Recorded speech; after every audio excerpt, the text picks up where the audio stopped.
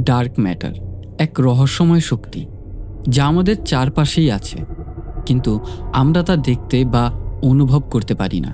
বিজ্ঞান বলছে এই ডার্ক ম্যাটার মহাবিশ্বের 85% নিয়ন্ত্রণ করে থাকে।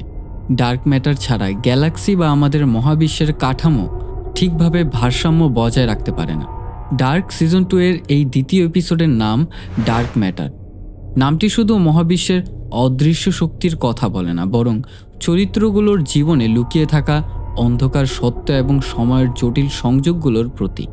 প্রতিটি সম্পর্ক, প্রতিটি ঘটনা যেন এমন এক কিছু দ্বারা প্রভাবিত যা তারা চোখে দেখতে পায় না, কিন্তু সেটাই তাদের ভবিষ্যৎ নির্ধারণ করে থাকে। ডার্ক এমন একটা সিরিজ, এমনকি তাদের প্রত্যেকটা এপিসোডের নামের মধ্যেও অনেক রহস্য লুকিয়ে আছে। তাছাড়া ডার্কের সিজন 2 এর এপিসোড 2 এর ভিডিওতে আপনাদের স্বাগতম। গত দুটো ভিডিওতে আমি এপিসোড 1 এক্সপ্লেন করেছিলাম এবং এই ভিডিওতে সিজন 2 এর এপিসোড 2 নিয়ে কথা বলবো। তাছাড়া নতুন অডিয়েন্সদের বলতে চাই, আপনারা যদি ডার্কের সিজন 1 না দেখে থাকেন তাহলে অবশ্যই আপনাদেরকে মাস্ট বি এই সিরিজটা আমি সাজেস্ট করব অবশ্যই দেখার জন্য। টু বি অনেস্ট, এই সিরিজটা আপনার মনে একটা আলাদা জায়গা তৈরি করে নেবে। তাছাড়া আমি ইমন বলছিলাম সিনেহল থেকে। কেমন আছো তোমরা সবাই? আশা করি সবাই খুবই ভালো আছে and welcome to my channel cinehall. এবং ঘটনায় চলে যাওয়া যাক।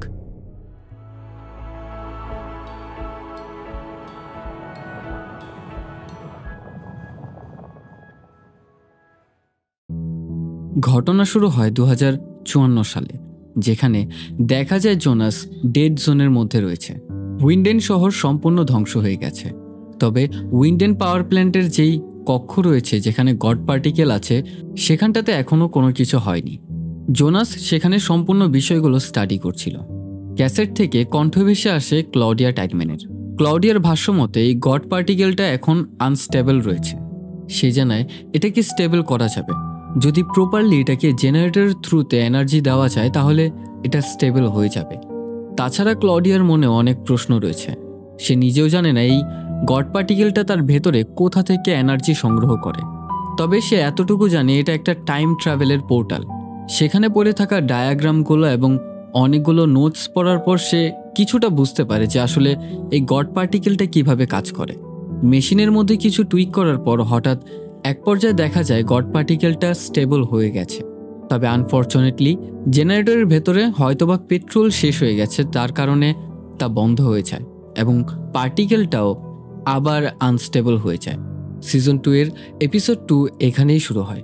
সময় 1987। কোনো এক দুঃস্বপ্ন দেখে মিকেলের ঘুম ভাঙে। বর্তমানে সে জোনাসের রুমে রয়েছে এবং ভবিষ্যতে গিয়ে সে জোনাসের বাবা মাইকেল খানওয়াল্ট হবে। মিকেলের আজ মন খারাপ। এর কারণ হচ্ছে আজ তার মায়ের জন্মদিন, মানে ক্যাথরিনের আজ জন্মদিন। ইনেস সেখানে বলছিল মিকেলকে অতীতের কথা ভুলে যেতে এবং ভবিষ্যৎ নিয়ে চিন্তা করতে। মিকেল সেখানে ইনেসের কাছে ওয়াদাবদ্ধ হয় যে সে আর অতীতের কথা আর মনে করবে না। ধীরে ধীরে সে সবকিছুর সাথে অভ্যস্ত হয়ে উঠবে। অন্যদিকে ইগন টাইডম্যান তার মেয়ে ক্লডিয়ার বাড়িতে চলে যায়। ইগন সেখানে তার মেয়ের সাথে কোনো একটা বিষয় নিয়ে ডিসকাস করতে এসেছিল, কিন্তু ক্লডিয়া অনেক ব্যস্ততার মধ্যে রয়েছে। তার বাবার সাথে কথা বলার জন্য তার বেশি একটা সময় নেই। সেখানে ইগন ক্লডিয়ার কাছে সেই কুকুরটাকে দেখে সে বলছিল এটাকে গ্রিচেনের মতো দেখতে দেখা যাচ্ছে। ক্লডিয়াকে আরও অন্যান্য কিছু কথা বলতে গিয়েও সে আটকে যায়। এর কারণ হচ্ছে তার মেয়ের কাছে অত সময় নেই তার কথা শোনার জন্য।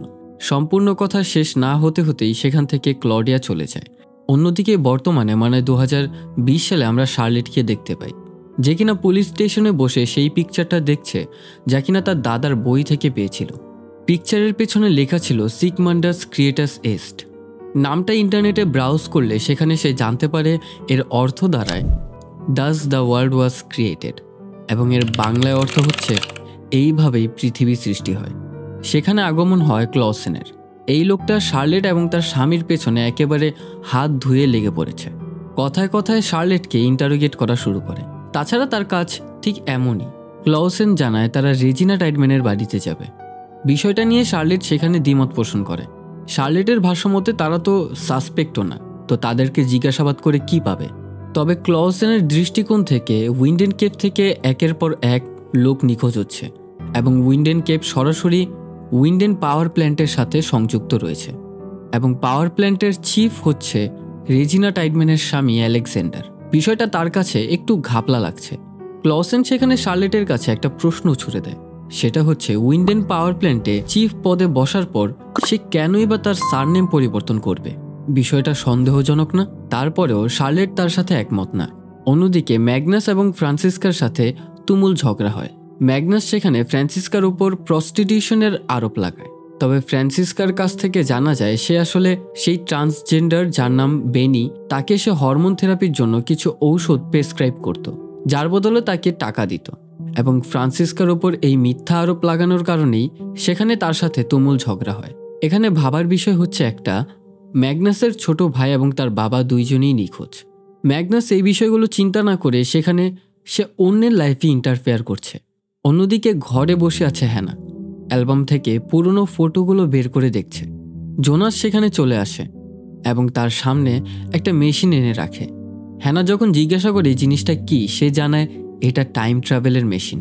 সে জানায় মেশিনটা দিয়ে হয় 33 বছর আগে না হয় 33 বছর পরে সে টাইম ট্রাভেল করতে পারবে।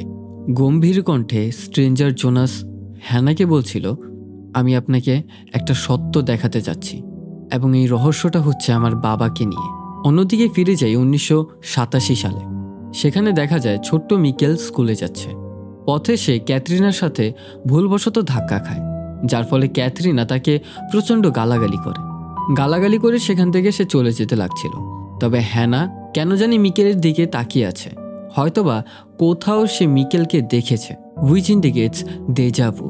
অন্যদিকে চলে যাই আমরা উইন্ডেন পারমাণবিক বিদ্যুৎ কেন্দ্রে। অফিসে প্রবেশ করার সময় একজন কর্মী এসে তাকে বলতে লাগলো, আপনার কাছে যে কুকুরটা রয়েছে সেই কুকুরের মালকিন এসেছে তার কুকুরটা নিয়ে যেতে। তৎক্ষণাৎ ক্লডিয়া তার কেবিনে গিয়ে পৌঁছায়, যেখানে একজন বয়স্ক মহিলা বসে আছে। ক্লডিয়া যখন তাকে দেখে, সে একটা বিষয় লক্ষ্য করে, তারই মতো এই বয়স্ক মহিলারও একই রকম চোখ, মানে দুটো চোখ দুই রকমের। এটাকে হেট্রোক্রোমিয়া বলা হয়।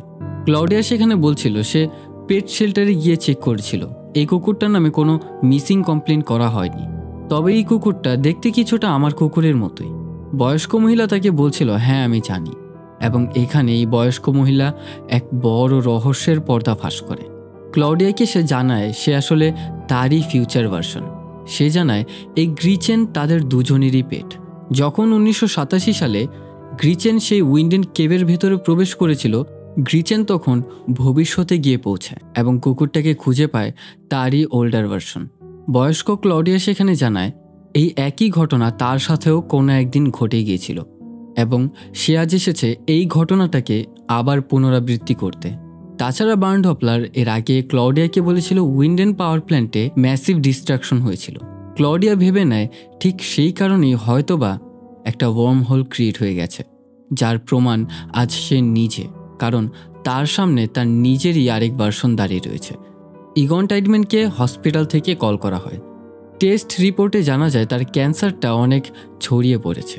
দুঃখের সংবাদটা শুনতে পেয়ে সে চেয়ারে গিয়ে বসে এবং এক জোরে দীর্ঘ নিঃশ্বাস ছাড়ে।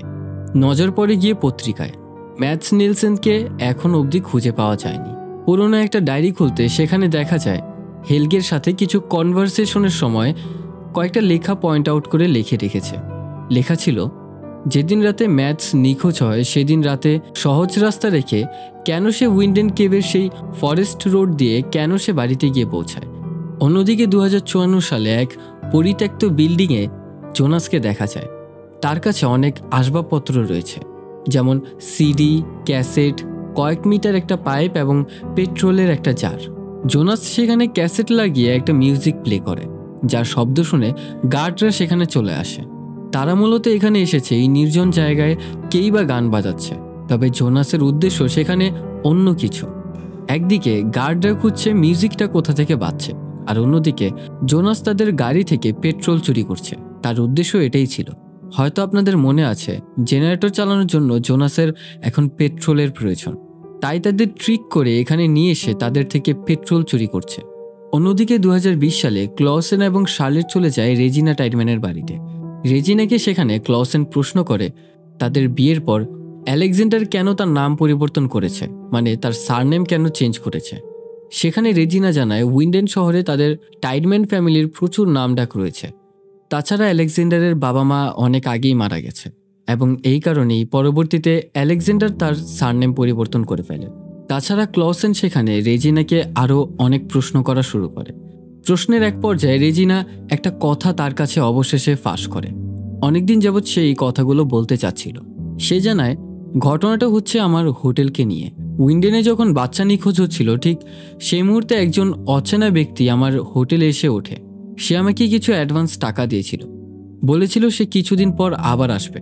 তবে এর পরবর্তীতে তার কোনো আর খোঁজ পাওয়া যায়নি। এমনই একদিন তার রুমটা পরিষ্কার করতে গেলে সেখানে আমি বোর্ডে অনেকগুলো ক্লিপিংস দেখি এবং সেই সবগুলো ক্লিপিংস আমি একটা বক্সের মধ্যে রেখে দিয়েছি। বক্সটা তাকে দেখায় এবং সে জানায় হতে পারে এই ক্লুগুলো তাদেরকে কোনো একভাবে সাহায্য করতে পারে। বক্সটা খুলতেই সেখানে অনেকগুলো কাগজ দেখা যায়। শার্লেট সেই ক্লুগুলো ভালোভাবে ঘাটলে সেখানে একটা পেজ দেখতে পায়। তা দেখার পর সে ইমিডিয়েটলি বুঝে যায় এই পেজের পিকচারটা হচ্ছে তার দাদারই লেখা একটা বই থেকে। তাছাড়া আপনাদের জন্য একটা কোয়েশ্চেন, বইটার নাম কি ছিল অবশ্যই কমেন্ট করতে কিন্তু ভুলবেন না। দেখি আপনাদের কার কার মনে আছে। সেই পেজগুলো দেখার পর সেখানে শার্লেট একটা মিথ্যা কথা বলে। সে জানায় তার মেয়েকে স্কুল থেকে নিয়ে আসতে হবে এবং তা বলে সেখান থেকে সে ইমিডিয়েটলি চলে যায়।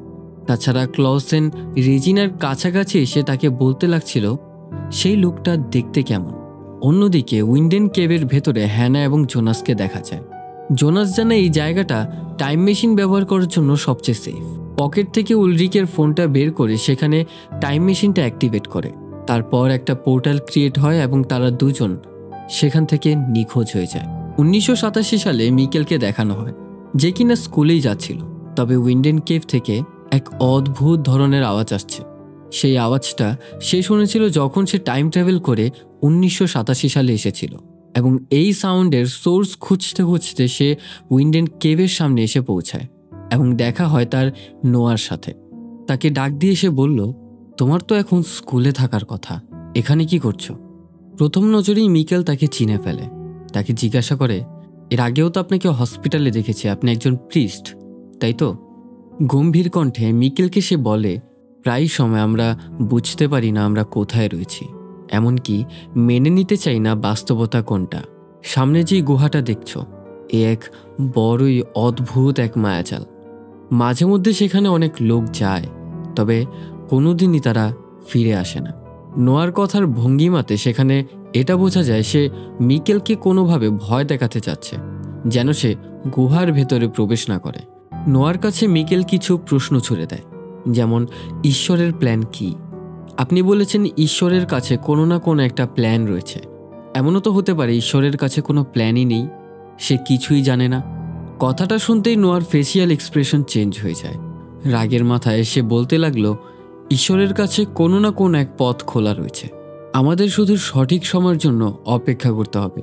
কথাটা বলেই নোয়া সেখান থেকে চলে যায় এবং হয়তোবা মিকেল এখান থেকেই ডিসিশন নিয়ে নেয় যে সে আর কখনোই গুহার ভেতরে যাবে না এবং 1987 সালে থেকেই মাইকেল হিসেবে বড় হবে।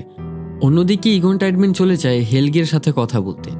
বর্তমানে হেলগে একটা মেন্টাল অ্যাসাইলামের মধ্যে রয়েছে। আপনাদের হয়তোবা মনে আছে ওল্ড হেলগে এই ইয়াঙ্গার ভার্সনকে মারার চেষ্টা করেছিল। অ্যাক্সিডেন্টের ফলে তার মাথায় আঘাত পাওয়াতে এখন বর্তমানে একটু সমস্যার মধ্যেই রয়েছে। ইগন তাকে প্রশ্ন জিজ্ঞাসা করে যেদিন রাতে ম্যাডস নিখোঁজ হয়েছিল সেদিন রাতে সে কেন ফরেস্ট রোডটাই বাছাই করে নিয়েছিল এবং কেনই বা সে মেইন রোড ব্যবহার করেনি। তার উত্তরে হেলগে তার অতীতের কথা জানায়। বিড়বিড় করে সে বলছিল যে লোকটা তার মাথায় আঘাত করেছিল সে বলছিল সে নাকি ভবিষ্যৎ পরিবর্তন করতে পারে, তবে ভবিষ্যৎ কেউই পরিবর্তন করতে পারে না। ইগনের মাথায় কোনো কিছু ঢুকছে না। হেলগে যেই ঘটনাটার কথা বলছে সেটা তার ছোটবেলা তার সাথে ঘটে গিয়েছিল, তবে সে এতটুকু জানে এই ঘটনাটা কে ঘটিয়েছে, এমনকি সেই ব্যক্তিটাকে ইগন তার নিজের হাতেই জেলে দিয়েছিল। অন্যদিকে আমরা উইন্ডেন কেভের ভেতরে দুই ক্লডিয়াকে দেখতে পাই।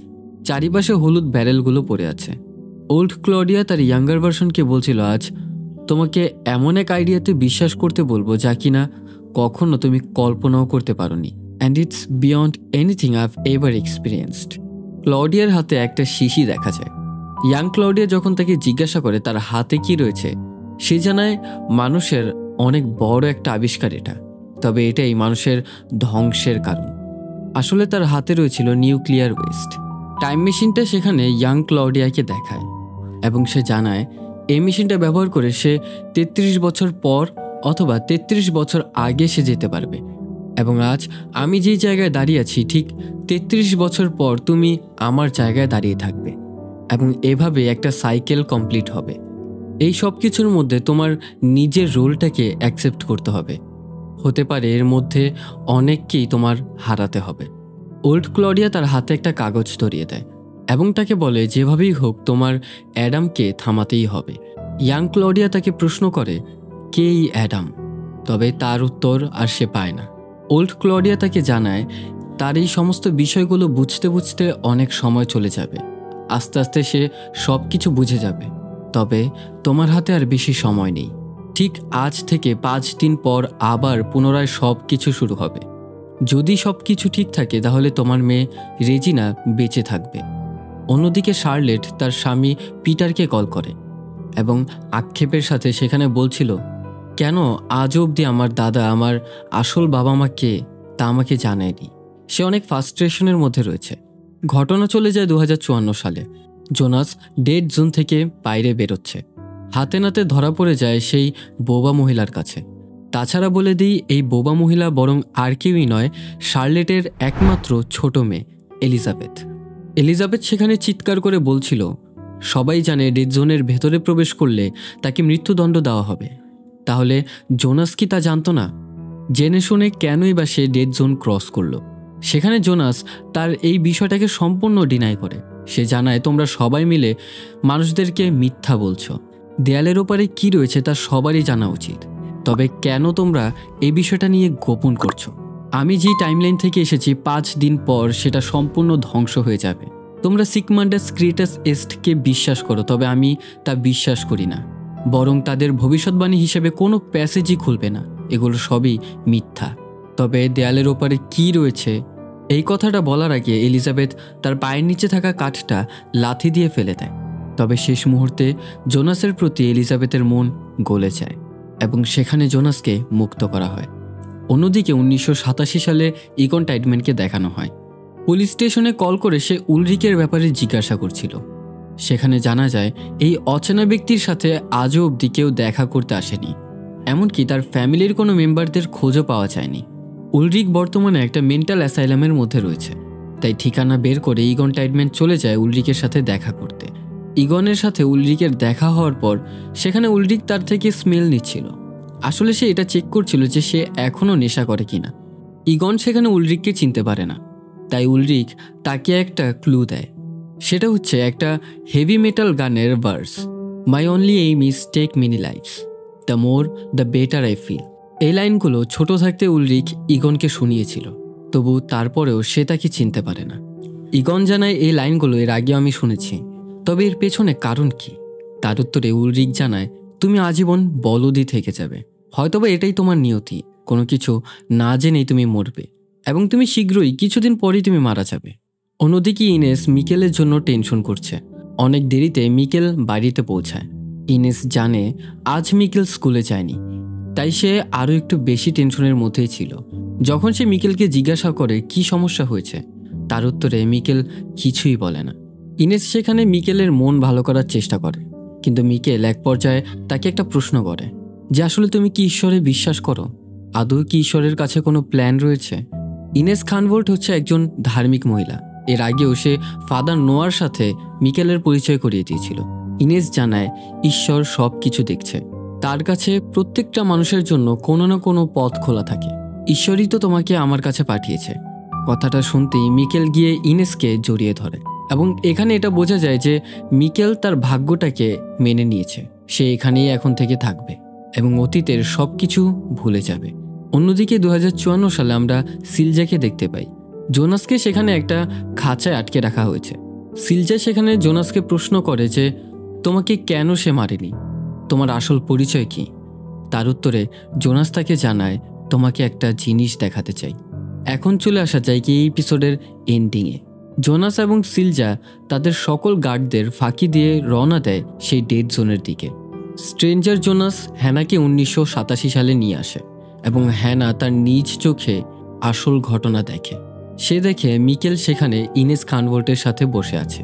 এই বাচ্চাটা টাইম ট্রাভেল করে 1987 সালে এসে পরবর্তীতে হ্যানার সাথে সম্পর্কে আবদ্ধ হয়। অন্যদিকে উলরিক জানালার পাশে দাঁড়িয়ে আছে। উলরিক হচ্ছে সেই হতভাগাদের মধ্যে একজন যে কিনা টাইম ট্রাভেল করে এসেছিল তার সন্তানকে নিয়ে যেতে। অন্যদিকে জোনাস এবং সিলজাকে দেখা যায়। তারা চলে যায় সেই গড পার্টিকেলের কাছে। জোনাস সেখানে সিলজাকে জানায় ক্লাউডিয়া নামের এক মহিলা তাকে বলেছিল এই গড পার্টিকেলের দ্বারা টাইম ট্রাভেল করা পসিবল। জেনারেটরে পেট্রোল দিয়ে সে গড পার্টিকেলটাকে স্টেবল করে। জোনাসের ভাষ্যমতে সে এখানে থেকে মরুক বা এর ভেতরে গিয়ে মরুক, ঠিক একদিন না একদিন সে তো মরবেই। অন্তত সে ট্রাই করে মরতে চায়। সিলজা তাকে আটকানোর চেষ্টা করে, তবুও সে তার কথা না শুনে পোর্টালের মধ্যে গিয়ে হাত দেয়। তার কাছে মনে হয় এই পোর্টালটা তাকে ভেতরে টেনে নিয়ে যাচ্ছে, তবে সে আর এক মুহূর্তও ভাবল না। পোর্টালের ভেতরে প্রবেশ করতেই গড পার্টিকেলটা আনস্টেবল হয়ে যায় এবং এখানেই শেষ হয় ডার্ক সিজন 2 এর episode 2। And guess what, next এপিসোডে কি হতে পারে? এই ভিডিওতে 50 লাইকস এইম রাখছি, শীঘ্রই কমপ্লিট করে দেবেন। নেক্সট এপিসোড নিয়ে হাজির হয়ে যাব। তাছাড়া ভিডিওটা ভালো লেগে থাকলে অবশ্যই কমেন্ট করতে কিন্তু ভুলবেন না, এবং চ্যানেলে নতুন হয়ে থাকলে সাবস্ক্রাইব করে পাশে থাকা বেল আইকনে অল সেট করে দেবেন। Till then, good bye.